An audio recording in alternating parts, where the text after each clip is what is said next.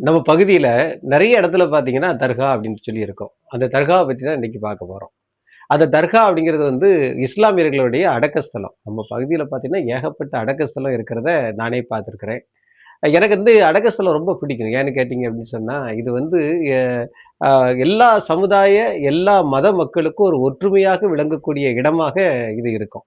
குறிப்பா பார்த்தோம் அப்படின்னு சொன்னா, மேலப்பாளையம் அப்படின்னு எடுத்துக்கிட்டீங்கன்னா பார்த்தீங்கன்னா, அங்க வந்து ஒரு தெருவுக்கு ஒரு தர்கா வழிபாடு இருக்கிறத நம்ம இன்னைக்கும் பார்க்கலாம். அது மாரி காயல்பட்டணத்துக்கு போயிட்டோம் அப்படின்னு சொன்னா, அங்கேயும் பார்த்தீங்கன்னா நெறைய தர்கா. அங்க ஈக்குவாப்பா அப்படிங்கக்கூடிய ஒரு தர்கா.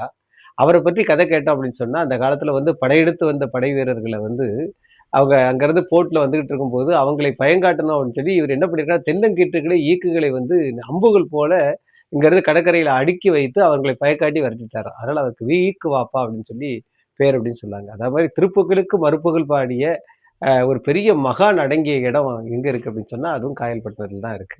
இந்த மாரி காயல்பட்டினத்துல மட்டும் இல்லாம, நான் வசிக்கக்கூடிய சேதிங்கநல்லூர்ல நான் பார்த்து வியந்த ஒரு தர்கா எது அப்படின்னு சொன்னா, சந்தைப்பேயில் இருக்கக்கூடிய பக்கீர் மஸ்தான் சாஹிப் ஒலியுல்லா அப்படிங்கக்கூடிய ஒரு தர்கா. இந்த ஒலியுல்லா அப்படிங்கிறது வந்து நபிகளினுடைய வழித்தோன்றல் அப்படின்னு சொல்லுவாங்க.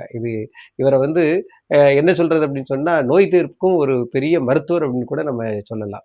எங்க பகுதியில பார்த்தீங்கன்னா, சுமார் ஒரு 200, 250 வருடங்களுக்கு முன்னால காலரா நோய் நெறைய வரும்போது, குதிரையில் வந்த இந்த மகான் என்ன பண்ணுவாரான்னா, அந்த பகுதியில ஊற்று தோண்டி, அந்த ஊற்று தண்ணீர மக்களுக்கு கொடுத்து அந்த காலரா நோயை குணப்படுத்தியிருக்காரு. அதனால பார்த்தீங்கன்னா, அவர் வந்து மறைவுக்கு பிறகு அவருக்கு வந்து சந்தையில வந்து அந்த தர்கா அமைத்து, அந்த தர்காவுக்கு வந்து பக்கீர் மஸ்தான் சாஹிப் ஒலியுல்லா அப்படின்னு சொல்லி பெயரை வைத்து, அங்க கந்தூரி திருவிழாலாம் அங்க சிறப்பா நடக்கும்.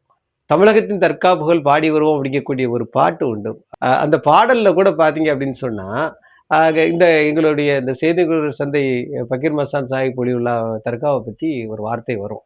அந்த அளவுக்கு இது மிகவும் சிறப்பு பெற்றது. அதோட மட்டுமில்ல அந்த காலத்துல பார்த்தீங்க அப்படின்னு சொன்னா, யானை மீது கொடி ஊர்வலம் எடுத்து வாரது, அன்னைக்கு விளக்கு ராத்திரி நடக்கிறது, அது மட்டும் இல்லாம நேர்ச்சை வழங்குறது.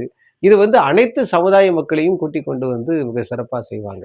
எங்க ஊரிலே பீமா தைக்கான்னு ஒரு தைக்கா இருக்கு. அந்த தைக்காவினுடைய அந்த கொடிப்பட்ட ஊர்வலம் வரும்போது பார்த்தீங்க அப்படின்னா, எங்க பகுதியில் இருக்கக்கூடிய அனைத்து சமுதாய மக்களையும் கூட்டிக் கொண்டு அந்த நிர்வாகம் வந்து பொன்னாடை போர்த்தி கௌரவிப்பாங்க. இந்த மாரி அனைத்து மக்களுடைய நல்லுறவுக்கும் ஒரு கூட்டாக இருந்து எல்லா மக்களும் அதுக்கு அங்க வழங்கக்கூடிய தப்புருப்பு என்று சொல்லக்கூடிய அந்த நேர்ச்சியை வாங்கி அந்த இன்றைக்கு ஒற்றுமையாக இருக்கிறாங்க அப்படின்னு சொன்னா, உண்மையிலேயே இந்த தர்கா வழிபாட வந்து நம்ம பாராட்டாம இருக்க முடியாது. உங்க ஊர்ல இதே மாரி தர்கா எதுவும் இருந்துச்சுன்னா நீங்க கமெண்ட்ல சொல்லலாம். முத்தாலங்குறிச்சி காமராசுவின் நெல்லை வரலாற்றுச் சுவடுகள்.